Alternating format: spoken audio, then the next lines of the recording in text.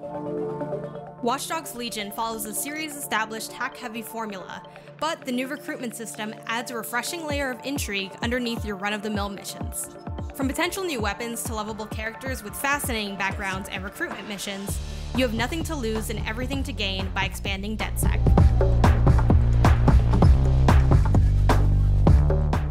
Set in near-future London, society is in an authoritarian state as Albion, a private military corporation, has taken over policing while an intelligence community spies on London citizens.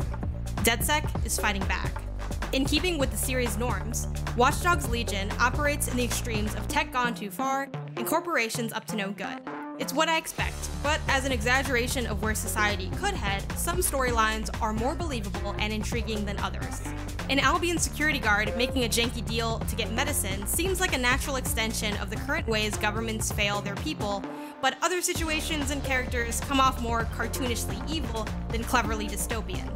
Making every character playable is a narrative risk, but it's one Watch Dogs Legion seems to pull off based on what I've played so far.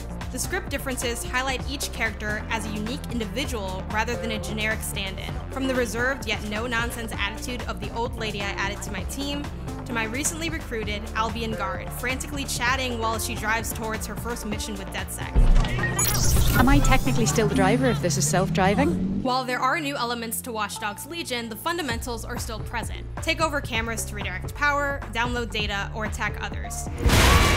Or go straight into combat, which leans even more heavily on player choice, with enemies only using melee attacks, that is, until you pull out your gun and decide it's time for a firefight. My demo dropped me to the midpoint of the game, where missions were a routine to-do list of heading from location to location, hacking drones to scope out the area, and then hacking cameras to gain access or cause mayhem.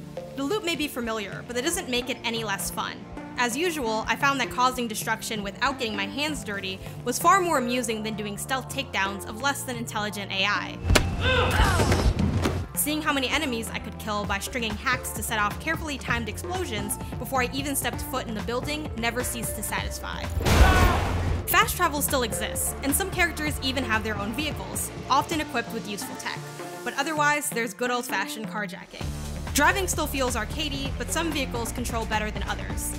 The narrower and more roundabout-filled London streets make for a slower, more challenging drive than speeding down San Francisco did. There are a few clever touches, like the option to steal a self-driving car, and the fact that running over someone makes them like you less. Albion may come after you if they see you commit a crime, but losing them isn't too difficult as long as you put enough distance between the two of you. Of course, if you get cornered, you're in a persistent fight. Watch Dogs Legion's biggest and most impressive differentiator is the ability to play as anyone. Though getting complete intel on a person, down to their schedule, requires you to upgrade the Deep Profiler. Getting to know them will tip you off to what they're looking for, and following up with their needs will unlock their recruitment mission. The Borough Uprising system lets you take on missions to empower a borough and give them a more positive outlook on DedSec. Some recruitments will be mandatory as part of the campaign, such as a guard, but you mostly have free reign. If you just want the best of the best, DedSec will mark a few people of interest on your map who have been predetermined as good recruits. The first person who caught my eye was an adorable old lady who was looking for some darts competition. So I met her at the pub and did just that. Winning led to her recruitment mission of investigating how her job replaced 300 workers who were laid off. It's preposterous! I could see this recruitment loop getting stale over time, but during my brief session, I adored every moment of it because I was doing it for my new potential teammate, and my reward was having her there for the rest of my adventure, despite the fact that the mission itself was nothing special. Unfortunately, she was arrested shortly after being recruited. You can go to the police station and potentially get folks out early, but the easier solution is to just switch to a different operative until the timer is up and they're playable again. Each character has their own loadouts, perks, professions, personalities, and backgrounds. Weapons and tools are shared across your team and can be swapped, but there are gadgets and guns that are locked to certain character types.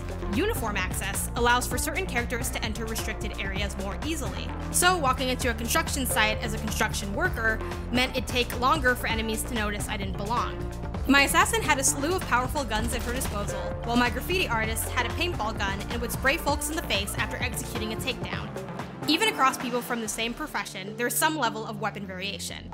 Overall, I thoroughly enjoyed my time with Watch Dogs Legion and grew attached to the different characters, their arsenals, and their sparkling personalities.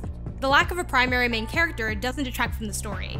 Instead, it incentivizes exploring and immersing myself in a world I otherwise may have ignored in favor of mainlining the campaign. Make sure to read the full preview on IGN.com, and for everything else, you're already in the right place. IGN. I'll buy you some time, just go. Take them out!